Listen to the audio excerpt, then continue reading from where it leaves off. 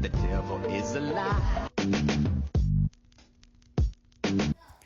So this is teaching for women. So on your captions you said faith without works is dead, to keep the commandments. But I see that you have a Timmah's cross around your neck and between your breasts. Have you read Hosea 2:2? Plead with your mother to remove the adulteries between her breasts. Do you know that the cross is a graven image, the image made onto the beast in Revelation 13, who had a wounded by the sword and did live, rose on the third day? The crucifix that Constantine created because he was pagan and worshipped the sun god. Ezekiel 8, weeping for Tammuz, the abominations placed in the house. Did you know that the Messiah quoted Deuteronomy chapter 5 Deuteronomy chapter 4, when he said they didn't hear a voice and they didn't see a figure for a reason. Yeshua refreshed the covenant at Horeb. This is Acts 3 verse 18 through 23 and Deuteronomy 18 verse 15 through 19.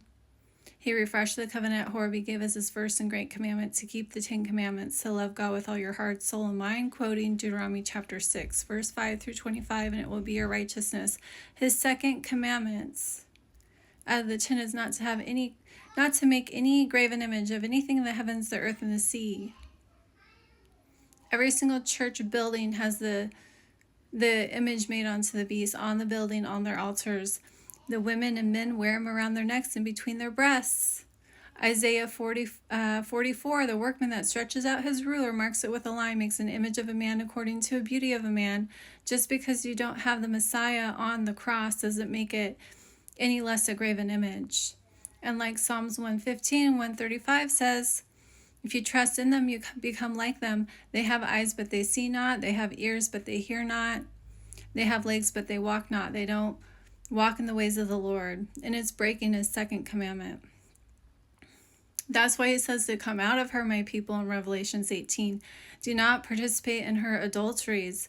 The whore and her many harlots, the Roman Catholic Church, and all the different harlots that stem off of her, including all the way down to the Christian, Baptist, non-denominational.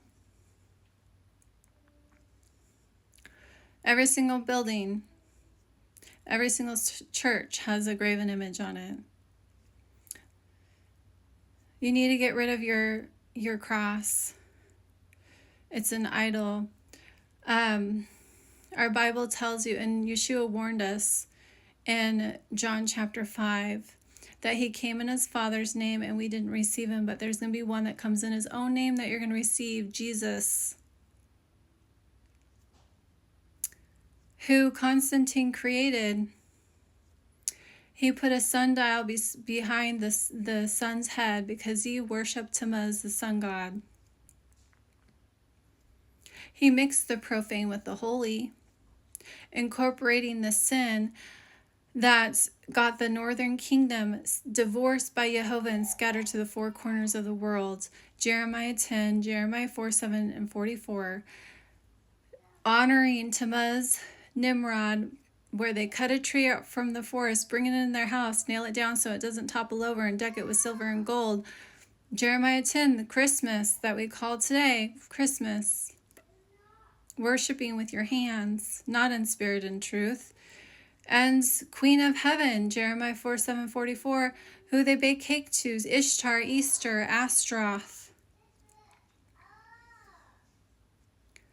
We're supposed to worship in spirit and in truth, not with our hands. Listening to a spirit of grace, divine influence on our heart, G5485. Titus 2, that teaches you to deny sin and lust of this world so you can live righteously by Yeshua's first and great commandment he gave you, which is Jehovah's righteousness, keeping the 10 commandments in your heart, teaching them to your children, and you'll live a long life, and it will be your righteousness. Deuteronomy chapter 6, verse 25. Keep the commandments. Enter into his Sabbath. There's no church that you will find that keeps his Sabbath day. He says, don't go too far to the right. Do not go too far to the left. the left, Christianity, has nailed his covenant to the cross. They break all of his commandments. They commit adultery on the Father. They mix the profane with the holy. They drink from both cups, the cups of devils and the cups of Jehovah. He says in Deuteronomy 12, do not ask how they worship their gods so you can worship their gods. Jeremiah 10, don't learn the ways of the heathen. Those that break his commandments hate him, Deuteronomy chapter 5. And he'll pay those people to their face, Deuteronomy chapter 7, verse 9 and 10. But he'll have mercy on thousands of them that love him and keep his commandments. That includes his Sabbath day, dawn Saturday to dawn Sunday. The rites do a Babylonian Sabbath, evening, dusk, Friday night to dusk, Saturday night. That is not entering into a Sabbath. They keep a Babylonian Sabbath. They don't follow the instruction of Jehovah. They're children of the night, and we're children of the light. His Sabbath's the seventh day, and it didn't change. Yeshua did not change the day. Hebrews 4, for if Yeshua had given the rest, wouldn't he have spoken of another day? And whoever doesn't enter into his rest has unbelief. And he's Lord of the Sabbath because he rose on the Sabbath. He didn't rise on Sunday. Matthew 28 tells you at the end of Sabbath, before the dawning of the first day of the week, it was still dark. Mary and the other Mary came to the sculptrate, and the angel rebuked them because they came to see him. And he said he's not there. Didn't you remember what he told you?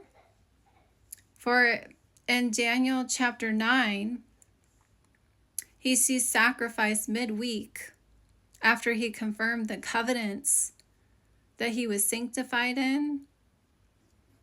In Hebrews chapter 10, after he confirmed the covenant with many for 1 week, refreshing of the covenants, the 10 commandments. And he gave them the sign of Jonah, that he would be in the earth 3 days and 3 nights. And he rose on Sabbath. Wednesday night, Thursday morning, Thursday night, Friday morning, Friday night, Sabbath, Saturday, Sabbath. He rose on the Sabbath day. He's Lord of the Sabbath. It's Jehovah's mark between him and his children, his sign, Exodus 31, verse 16 through 18. If you look up this, what sign means in the Strong's Concordance, it means mark. It says mark on his children. Keep the Sabbath day. Keep the 10 commandments. Don't worship him with your hands. Don't participate in the pagan idolatry. Holidays, all of them are pagan. Worshiping other gods, breaking his first, second, and seventh commandment, doing adultery on the Father. Remove the cross. Throw it away. It makes you blind and deaf, not walking or hearing. Faith comes by hearing.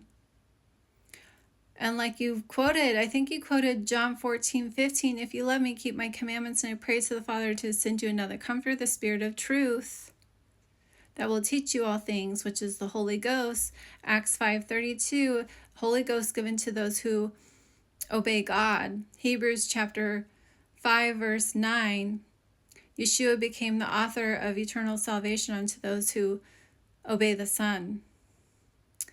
So praise Yah that you know that you have to be obedient.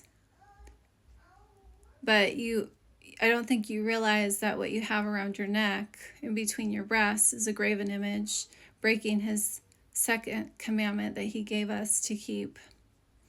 And it is the sin unto death. 1 John chapter 5, little children, keep yourselves from idolatry. And if you don't know this, we're also to keep the Noah covenant. These are the 2 covenants of promise in Ephesians chapter 2. The first covenant with promise is the covenant made with Noah, the rainbow still in the sky today, to eat clean. Leviticus 11, Leviticus 14. You can see this in Genesis chapter 6 through 9, verse 4. And Isaiah chapter 65 and 66 tells you end time prophecy when he returns with fire. Those that have swine's flesh in their vessels that say, don't stand by me, I'm holier than thou, are going to be destroyed along with the mouse.